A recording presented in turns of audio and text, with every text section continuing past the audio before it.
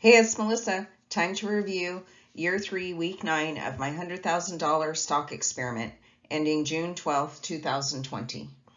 I'm sharing my journey when I'm buying and selling, but this isn't really stock advice for you.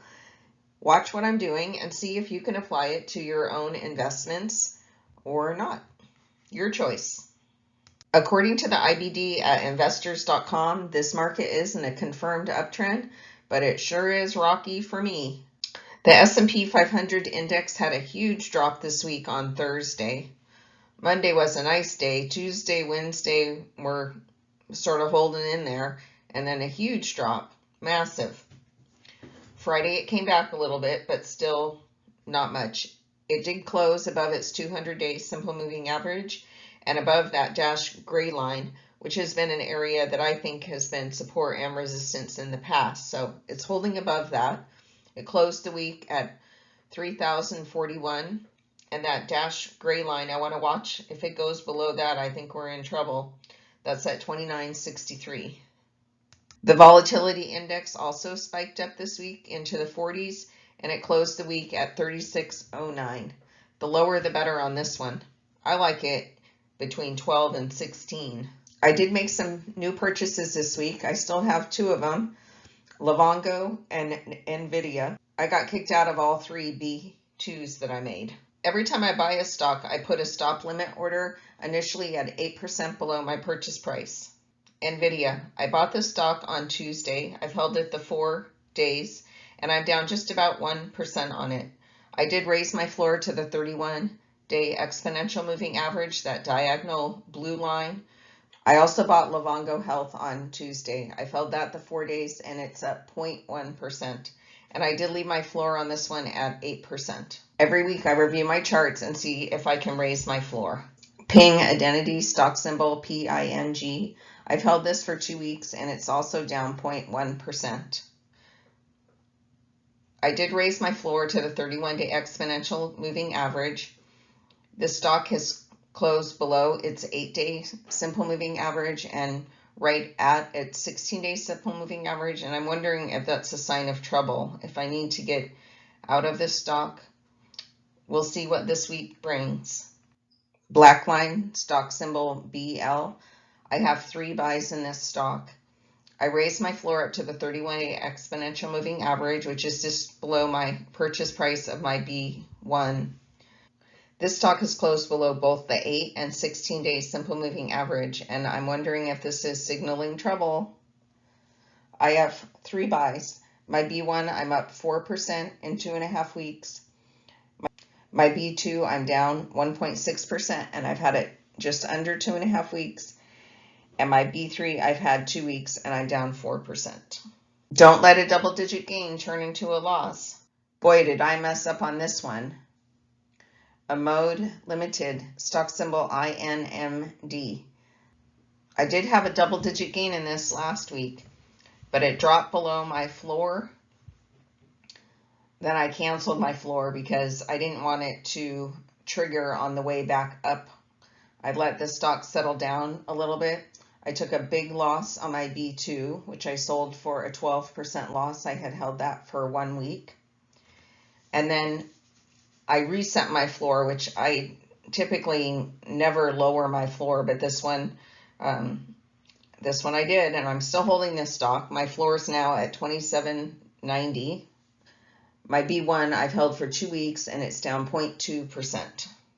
I also like to add to positions as stocks prove themselves, but I'm really bad at this. Like I said, all 3 of my B2s that I made this week sold for an 8% loss.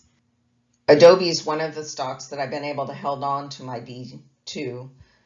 I've held that one for 2 weeks, and it's up 5.6%, and my B1 I've held for 6.5 weeks, and it's up just about 15%. Earnings were Thursday after the market closed, and the market liked what was said. It went up on Friday. The 8 and 16-day simple moving averages still have good separation, and the stock is doing well for me. I raised my floor to the 31-day exponential moving average. Stocks sell when my floor gets triggered. I sold 6 stocks this week. One of them was just the B2 in INMD. I still own that stock. but all the other ones I'm out of on this list, and I lost a lot of money. KLAC. I'm not sure why I moved my floor up so fast on this. It wouldn't have sold if I had set my floor last week at the 16-day or 31-day exponential moving average, and I'm wondering if this stock is holding up well enough and I should buy it back. So right now I'm out of it. My B1 I lost 4% in, and I held it for a week and a day. And my B2 I held for 4 days, and I lost 6.3%. So you can see I didn't take my 8% loss on this. And like I said, I can't figure out why I raised the floor up on this last week. Chegg. This stock sold. I held it for a week and a half, and I lost just about 8%. Ecolab, stock symbol ECL. This one I also sold, held it for just under a week and a half, and I lost 7.5%. And then my B2 I held for 4 days, and I lost 9%. Ouch. Solar Edge I held for a week and a half and lost 8%. And Mercury Systems sold. This stock really fell apart. It does seem to be holding above and possibly bouncing off its 200-day simple moving average. I lost 9% in my B1 that I held for just over a week, and my B2 I lost 8%, and I held that one for 3 days. So I still have 6 stocks. Adobe, which I've held the longest.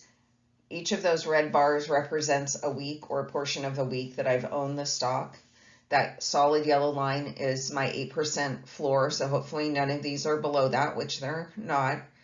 And then the $10,000 dash black line shows my initial purchase. So this is just on my B1s. I look at my percentage change for the week, or the portion of the week I've owned the stock, and I sort it with the losers on the top. So INMD is my big loser, down 12% this week, and last week it was up 13%. So this is a big swings on that stock. I also had losses in Blackline, Ping, Nvidia, and the only 2 stock that I made any progress in was LVGO, just slightly 0.1%, and Adobe this week at 3.5%. Yay for that one. And then I also sort my dollar value gain or loss with the losers on the top. My big loser is Nvidia on top, followed by INMD and Ping. The other 3 I still have gains in. I have a lot of cash, but I don't know if I'm going to be putting it in the market. It's a little scary right now for me. $70,000 in cash in this portfolio. I have 3 software stocks. That's my biggest industry. 2 medical stocks and a chip stock. I had a massive $7,550 loss this week. The biggest one was stocks I held last week and sold this week, over $4,000. My B2s, 3 B2s that I sold this week, I lost about $1,400. My new holdings, I just lost $84, and then my existing holdings are down $1,500 from last week. So after 2 years and 9 weeks, my experiment, my $100,000 has grown to $148,323 versus the S&P 500, which also had a rough week this week. It's up to $114,494. In the yellow, the experiment year, my experiment is like mid-April to mid-April.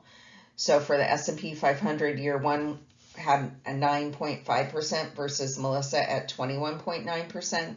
Year 2 had negative 4% versus the Melissa at 18.6%. And so far, year 3, the S&P is beating me. It is up 9% versus Melissa is up 2.5%. Thanks for watching. Keep an eye out for my next episode, or better yet, subscribe to my channel. Don't forget to hit the bell if you want an alert when I post a new episode.